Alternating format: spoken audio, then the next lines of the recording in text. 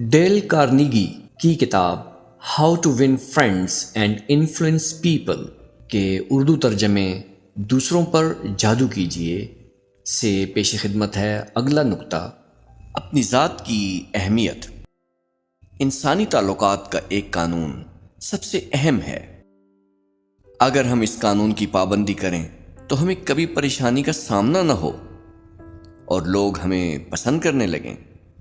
سچی بات تو یہ ہے کہ اس قانون کی پابندی ہمارے لیے بے شمار دوستوں اور مسرتوں کا سرچشمہ ثابت ہو سکتی ہے۔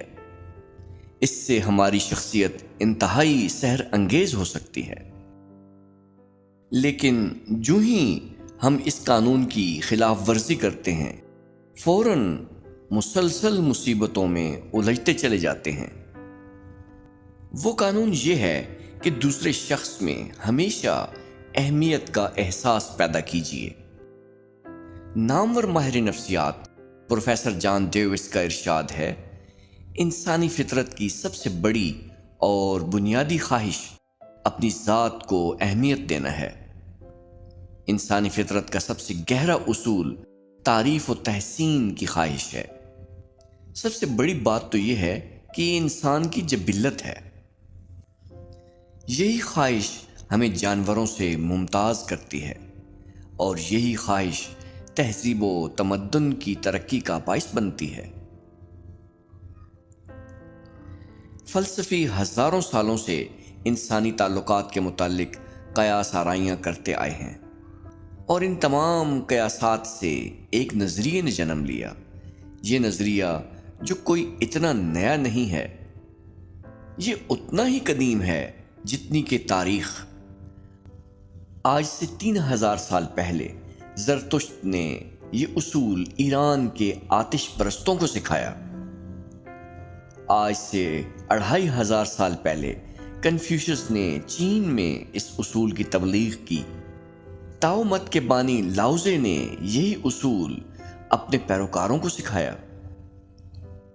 گوتم بدھ نے حضرت عیسیٰ کی پیدائش سے 500 سال پہلے اسی اصول کی تبلیغ دریائے گنگا کے کنارے پر کی۔ ہندوؤں کی مقدس کتابوں، ویدوں اور شاستروں نے اسی اصول کو اس سے بھی 1000 سال پہلے پیش کیا۔ آج سے 2000 سال پہلے حضرت عیسیٰ نے وادی جودی کی سنگلاخ پہاڑیوں میں اسی اصول کی تبلیغ کی۔ انہوں نے اس دنیا کے سب سے اہم اصول کو صرف ایک فقرے میں سمو دیا: دوسروں کے ساتھ ایسا ہی سلوک کرو جیسے سلوک کی تم ان سے توقع رکھتے ہو۔ آپ اپنے ملنے والوں کی خوشنودی حاصل کرنا چاہتے ہیں، آپ اپنی خوبیوں کا اعتراف چاہتے ہیں، آپ کو یہ احساس چاہیے کہ آپ اپنی چھوٹی سی دنیا میں بہت اہم شخصیت ہیں۔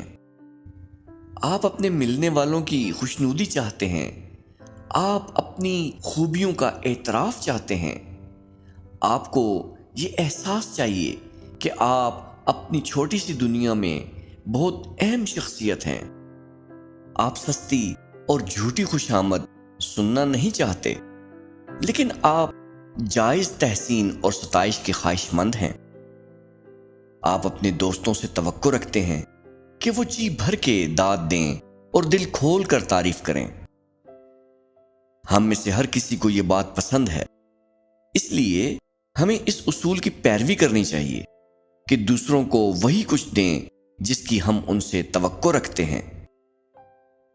آپ فلسفہ قدر شناسی کی بدولت ہر روز جادو جگا سکتے ہیں، دوسروں کی مسرت میں اضافہ کر کے اپنی خوشی بڑھا سکتے ہیں۔ مثال کے طور پر، اگر ریسٹوران کا ویٹر قورمے کی جگہ آلو گوشت اٹھا لائے تو ہمیں کچھ اس طرح کہنا چاہیے: تکلیف معاف، میں قورمہ پسند کرتا ہوں۔ وہ مسکرا کے جواب دے گا: تکلیف کی کوئی بات نہیں جناب، اور خوشی خوشی آپ کے حکم کی تعمیل کرے گا، کیونکہ آپ نے اس کو عزت دی ہے۔ اس قسم کے چھوٹے چھوٹے فقرے جیسے تکلیف معاف یا براہ کرم، آپ کو تکلیف تو ہوگی، کیا آپ کا بہت بہت شکریہ وغیرہ روزمرہ زندگی کی اکتا دینے والی مشین کے دندانوں کے لیے تیل کا کام کرتے ہیں، اور یہ فکرے اچھی تعلیم اور تربیت کے امتیازی نشان بھی ہیں۔ ہر شخص اپنے آپ کو بڑا، بلکہ بہت ہی بڑا تصور کرتا ہے، اور یہی حال قوموں کا ہے۔ کیا آپ اپنے آپ کو جاپانیوں سے بدتر خیال کرتے ہیں؟ حقیقت یہ ہے کہ جاپانی اپنے آپ کو آپ سے کہیں بہتر سمجھتے ہیں۔ مثال کے طور پر کوئی قدامت پسند جاپانی کسی جاپانی خاتون کو کسی گورے آدمی کے ساتھ رقص کرتا دیکھ لے تو آگ بگولا ہو جاتا ہے۔ کیا آپ اپنے آپ کو ہندوستان کے ہندوؤں سے افضل تصور کرتے ہیں؟ آپ کا فیصلہ شاید اپنے حق میں ہوگا، لیکن لاکھوں ہندو اپنے آپ کو آپ سے افضل تصور کرتے ہیں۔ یورپ اور امریکہ وغیرہ کے گورے اپنے آپ کو ہر لحاظ سے برتر اور اعلیٰ سمجھتے ہیں، لیکن اسکیمو لوگوں کا اپنی قوم کے بارے میں کیا خیال ہے؟ وہ گوروں کے بارے میں کیا نظریہ رکھتے ہیں؟ ہر قوم اپنے آپ کو دوسری اقوام سے برتر اور اعلیٰ تصور کرتی ہے۔ یہی احساس حب الوطنی اور دیگر جھگڑوں کو جنم دیتا ہے۔ یہ ایک واضح حقیقت ہے کہ ہر آدمی جس سے آپ ملتے ہیں اپنے آپ کو کسی نہ کسی طرح سے آپ سے بہتر خیال کرتا ہے، اور اس کے دل میں گھر کر جانے کا یقینی طریقہ یہی ہے کہ اسے بڑی احتیاط سے یہ محسوس کرایا جائے کہ آپ اس کو دل سے بڑی اہم شخصیت مانتے ہیں۔ کتنی کربناک بات ہے کہ جن لوگوں کے پاس اپنی بڑائی جتلانے کے لیے کوئی بات نہیں ہوتی، وہ اپنی نااہلی کے احساس کو ظاہری شور و غوغا اور لاف زنی کے ذریعے چھپاتے ہیں۔ ان کی یہ حرکت نہایت بیہودہ اور ناقابل برداشت ہوتی ہے۔